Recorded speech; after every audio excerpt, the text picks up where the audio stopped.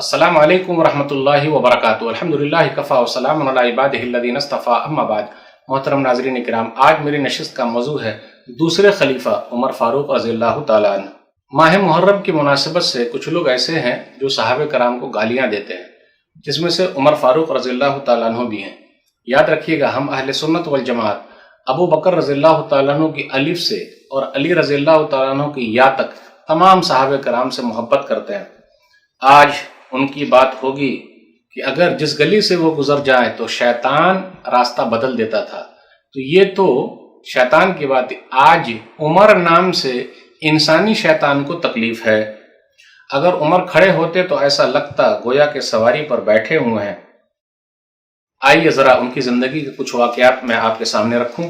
عمر فاروق رضی اللہ تعالیٰ عنہ تمام صحابہ کی نظر میں صحیح بخاری کتاب و فضائل صحاب النبی کتاب نمبر 62 حدیث نمبر 3655 كنا نخير بين الناس في زمن النبي صلی اللہ علیہ وسلم فنخير ابا بکر ثم عمر بن الخطاب ثم عثمان بن عفان۔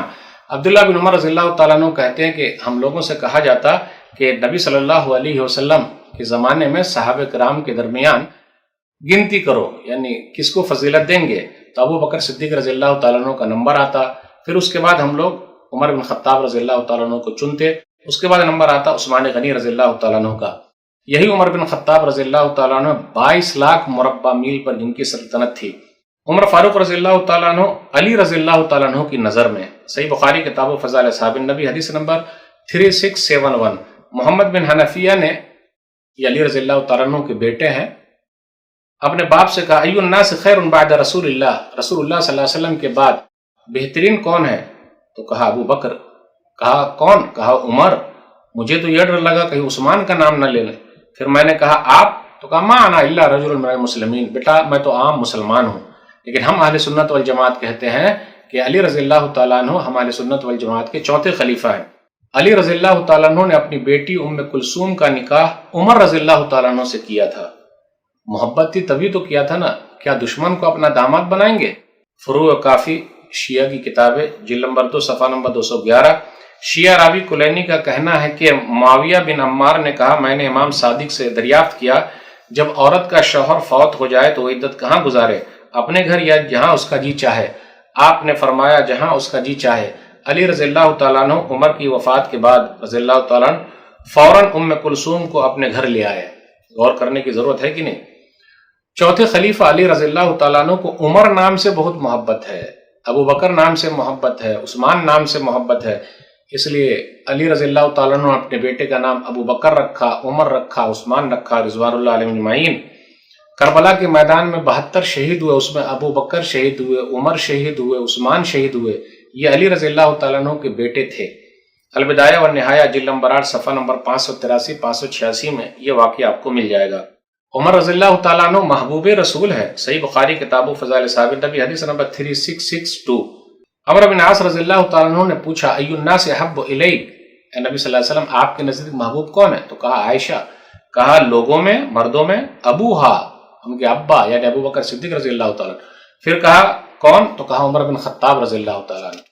نبی صلی اللہ علیہ وسلم نے فضیلت بیان کرتے ہوئے کہا کہ میرے بعد اگر کوئی نبی ہوتے تو عمر ہوتے۔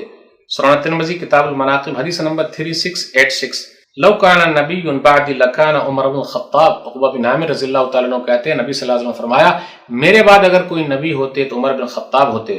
فاروق اعظم عمر بن خطاب رضی اللہ تعالیٰ عنہ مراد رسول ہیں، یعنی نبی صلی اللہ علیہ وسلم نے اللہ سے مانگا ہے۔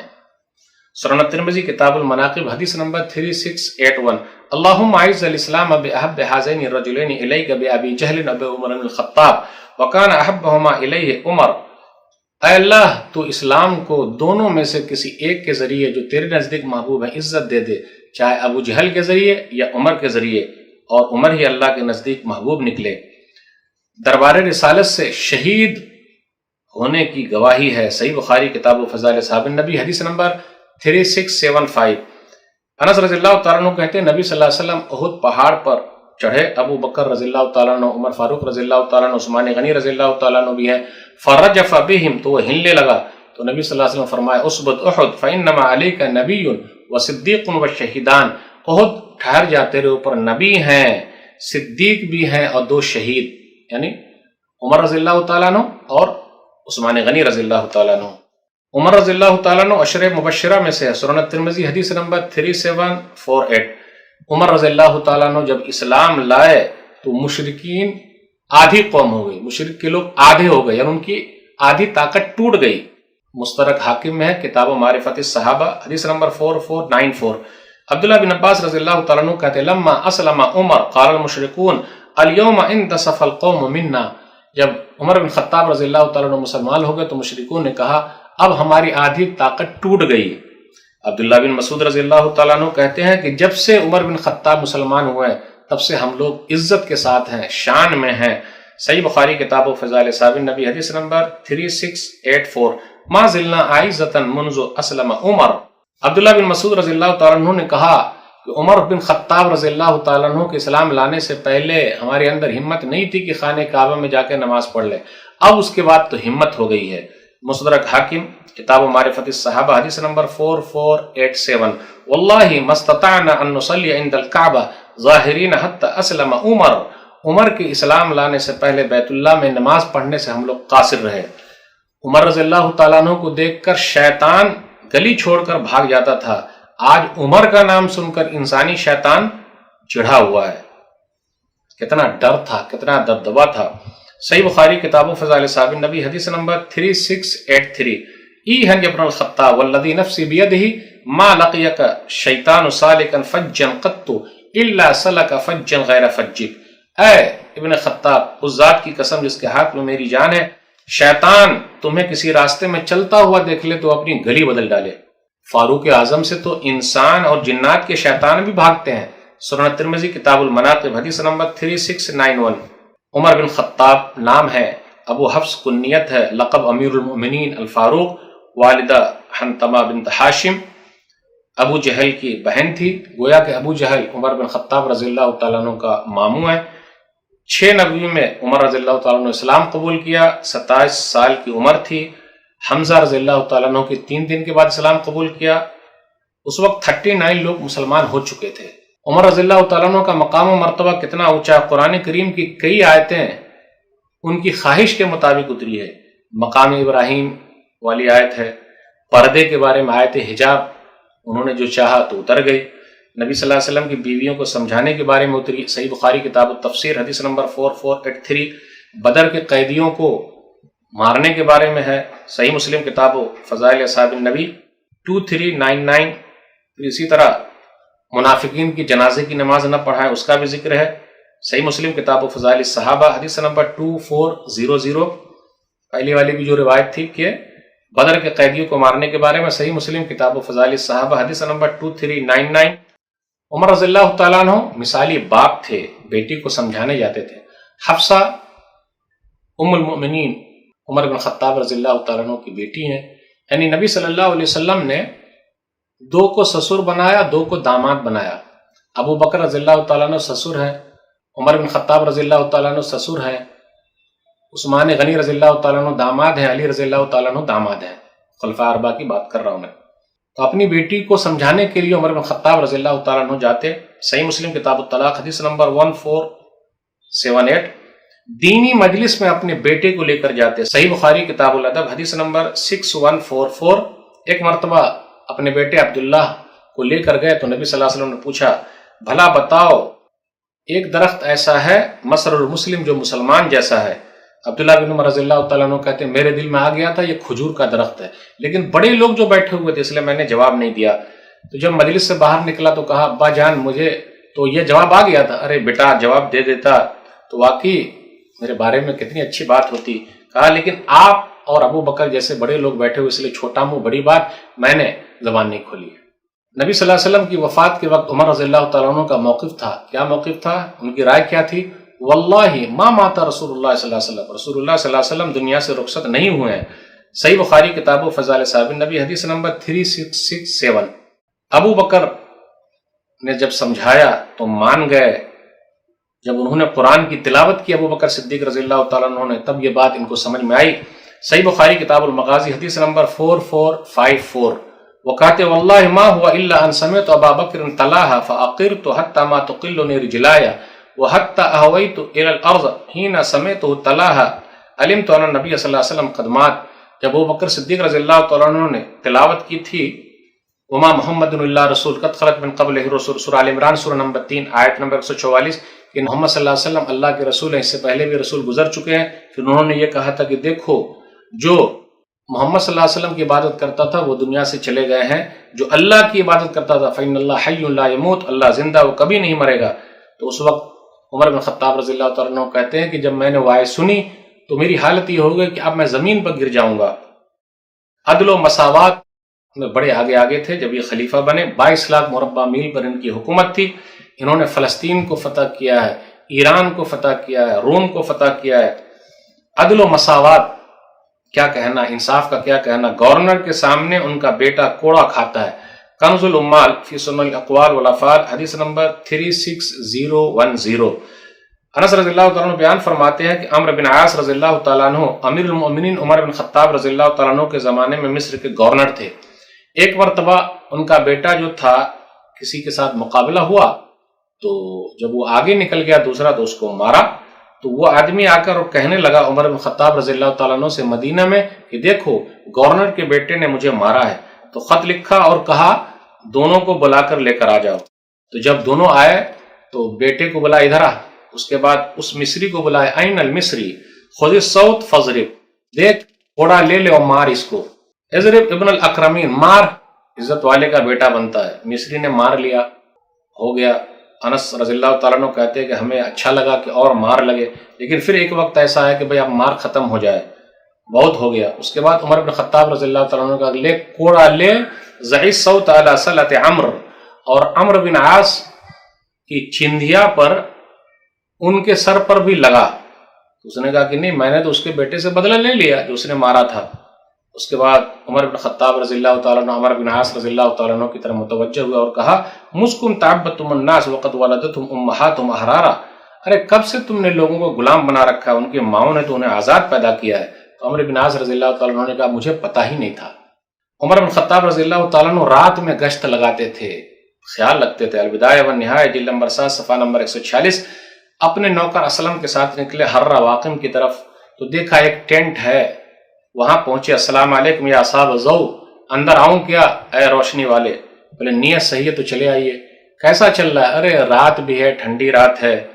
پھر یہ بچے کیوں رو رہے ہیں؟ من الجوع، بھوک کی وجہ سے رو رہے ہیں۔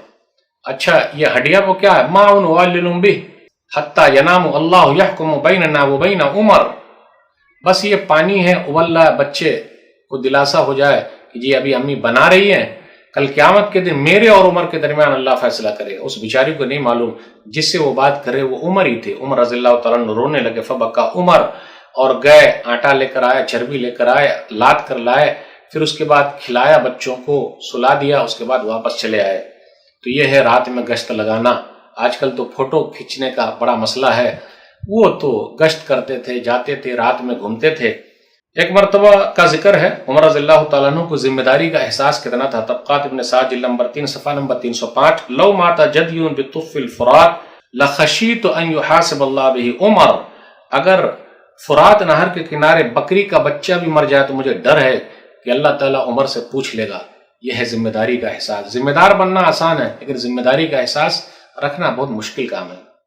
عمر بن خطاب رضی اللہ تعالیٰ عنہ کے بڑے بڑے کارنامے ہیں، مسجد نبی کی توسیع کرائی ہے، باقاعدہ فوجی نظام بنایا ہے، پولیس کا محکمہ ہے، جیل خانے بنوائے ہیں، نئے نئے جگہیں فتح کی گئی ہیں، بصرہ، کوفہ، فسطاط، موصل صوبے ہیں، مردم شماری ہے۔ سن ہجری انہی کے زمانے میں ہے، 17 ہجری میں انہوں نے سن ہجری کی بنیاد رکھی ہے، ایک بڑا کارنامہ۔ بیت المال کا نظام ہے، اماموں کی اور اساتذہ کی تنخواہیں مقرر کی ہے، مسجد میں روشنی کا انتظام کیا ہے، لوگوں کو ایک امام کے پیچھے تراویح کے اہتمام پر لگا دیا ہے۔ 15 ہجری میں بیت المقدس فتح کیا ہے، کتنی سادگی کے ساتھ وہ گئے ہیں اور آرام سے لوگوں نے ان کو چابی دے دی ہے۔ پھر اسی طرح 14 ہجری میں قادسیہ کی جنگ ہوئی ہے، ایران کی جنگ ہوئی ہے۔ 18 ہجری میں ان کے زمانے میں طاعون پلیگ کی بیماری پھیلی، 20,000 سے زیادہ لوگ اس وبا میں مر گئے تھے، دنیا سے رخصت ہو گئے تھے۔ بیت المقدس فتح کرنے کے لیے جب بیت المقدس پہنچے تو کیا ہوا؟ البدایہ والنہایہ جلد نمبر 7 صفحہ نمبر 64 اور 65 دیکھیے، نحن قوم اعزنا اللہ بالاسلام فلا نطلب بغیر اللہ بدیلا، کپڑا بھی معمولی پہنے ہوئے، نوکر بھی اونٹ پر بیٹھا ہوا، یہ نکیل پکڑے ہوئے جا رہے ہیں. لوگوں نے کہا اچھا کپڑا پہن لیجئے, تو کہا نہیں, ہم وہ قوم ہیں, اللہ نے اسلام کے ذریعے عزت دی ہے, ہم اسلام کو چھوڑ کر عزت نہیں پائیں گے. کاش ہم اور آپ بھی سوچتے, کتنا اچھا رہتا. عمر بن خطاب رضی اللہ تعالیٰ عنہ نے اپنے آخری دنوں میں 6 لوگوں کی ٹیم بنائی. عثمان بن عفان رضی اللہ تعالیٰ عنہ, علی رضی اللہ تعالیٰ عنہ, طلحہ بن عبید اللہ, زبیر بن عوام, عبد الرحمن بن عوف, سعد بن وقاص. یہ 6 لوگوں ہی میں سے کوئی نہ کوئی خلیفہ ہو جائیں گے, امیر المؤمنین ہو جائیں گے. اپنے بہنوئی سعید بن زید کا نام لیا ہی نہیں. ابو لولو فیروز مجوسی ایرانی, اس نے فجر کی نماز میں مارا ہے. آج ایران کے اندر چلے جائیے, ابو لولو فیروز بابا شجاع الدین کے نام سے مشہور ہے. ایران کے اندر اس کا مقبرہ بنا ہوا, لوگ زیارت کے لیے جاتے ہیں. یہ ان کے بابا ہیں. لیکن ہم اہل سنت والجماعت کے امیر المؤمنین کو اس نے مارا ہے. 13 لوگوں کو زخمی کرتے ہوئے آگے بڑھا. زخم بہت گہرا تھا, کھجور کا پانی بھی پیے تو بہہ جاتا تھا. مرتے وقت آپ کی خواہش یہ تھی. صحیح بخاری کتاب فضائل صحاب النبی حدیث نمبر 3700, لئن سلمن اللہ لعدن ارامل اہل العراق لا یحتجن الی رجل بعدی ابدا. اگر میں زندہ رہا تو عراق کے بیوہ عورتوں کے لیے اتنا کام کر دوں گا کہ پھر ان کو زندگی بھر کسی دوسرے آدمی کی ضرورت نہیں پڑے گی. ابو لولو فیروز کو حتان نامی ایک آدمی نے چادر ڈال کر پکڑ لیا تو اس نے خودکشی کر لی. آخری وقت ملنے کے لیے لوگ آئے تو آپ نے اس وقت ایک نوجوان کو نصیحت کی, یا ابن اخی ارفع ثوبک فإنہ ابقى لثوبک واتقى لربک. بھتیجے کپڑے کو اوپر کر لو, ٹخنے کے اوپر. دیکھیے آخری مرحلہ اس وقت نصیحت کر رہے ہیں, یہ تیرے کپڑے کے لیے بھی بہتر ہے اور تیرے رب کے لیے بھی اچھا ہے. 86,000 قرض نکلا تو اپنے بیٹے عبداللہ سے کہا ادا کر دینا, اور اس کے بعد دونوں ساتھیوں کے ساتھ دفن ہونے کی خواہش ظاہر کی. صحیح بخاری کے اندر کتاب فضائل صحاب النبی حدیث نمبر 3700, اپنے بیٹے عبداللہ کو بھیجا جائیے ام المؤمنین عائشہ رضی اللہ تعالیٰ عنہ کے پاس اور کہیے گا عمر کا سلام ہے, یہ مت کہیے گا امیر المؤمنین کا سلام ہے. فإنی لست اليوم للمؤمن امیرا, اب میں مومنوں کا امیر نہیں ہوں. ان یدفن مع صاحبی, اجازت لے لیجئے کہ میں چاہتا ہوں کہ اپنے دونوں ساتھیوں کے ساتھ دفن ہو جاؤں. عائشہ رضی اللہ تعالیٰ عنہ کہتے کنت اریدہ لنفسی ولأؤثرن بہ اليوم علی نفسی, میں نے یہ جگہ اپنے لیے رکھی تھی لیکن اب میں اپنے اوپر آپ کو ترجیح دیتی ہوں. شہید ہو گئے. کب شہید ہوئے؟ محرم کی پہلی تاریخ 24 ہجری کو اتوار کے دن شہادت ملی. 10 سال 5 مہینے 21 دن آپ خلیفہ رہے. 23 ہجری 26 ذوالحجہ بدھ کے دن ایرانی مجوسی ابو لولو فیروز نے آپ کو فجر کی نماز میں مارا تھا. 1 محرم 24 ہجری کو آپ دنیا سے رخصت ہو گئے. اس وقت آپ کی عمر 63 سال تھی. علی رضی اللہ تعالیٰ عنہ نے عمر رضی اللہ تعالیٰ عنہ کی وفات کے وقت کہا تھا, نہج البلاغہ جلد نمبر 2 صفحہ نمبر 617, للہ بلاء فلان قد قوم الاود ودا والعمد خلف الفتنہ واقام السنہ ذهب نقی الصوب قلیل عیب اصاب خیر وسبق شرہا.